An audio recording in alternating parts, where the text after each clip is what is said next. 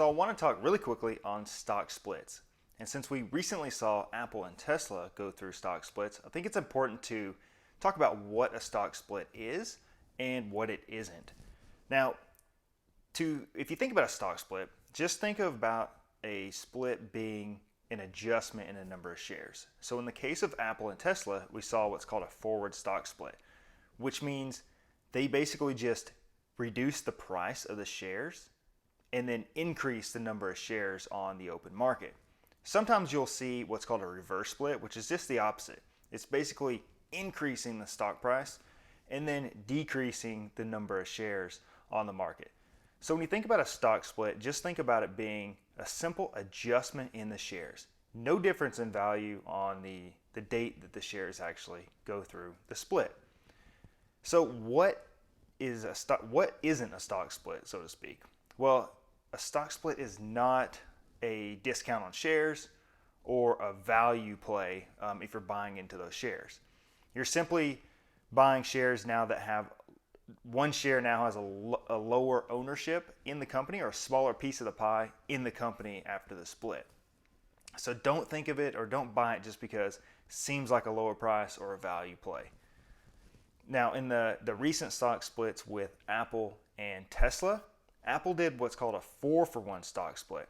And that means that in order to have the same ownership in the company after the split, you now have to buy 4 shares to equal the 1 share before the split.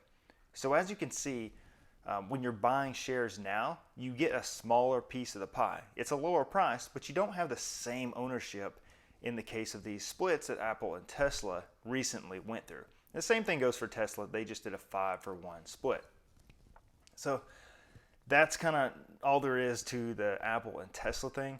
The reason companies split their stock is really to make them more appealing to more investors, to be able to get more investors to be able to buy into their stock at a lower price. Apple and Tesla both had very expensive price per share. So by lowering it, more people can get their hands on and be investors in the company. And that's really, really important to think about when you are purchasing shares after a split. You don't want to ever purchase it because it's a lower price or you think that price is a discount or deal because of that stock price compared to where it was. This is simply just a behavioral finance 101. When a company splits, it's more marketable. People see that. They want to rush in and buy it because it's a lower price. Maybe they couldn't buy it before, now they can. They feel like they have the same, they're holding on to this stock they've always wanted. But it's a lot lower piece of ownership, and you have to realize that whenever you're buying into it. So don't get fixated on the price per share after a split because you're really only buying a portion of that ownership. So a split obviously makes it easier to purchase the shares, makes it more marketable, but always understand the ownership in the company and don't purchase it because of the price.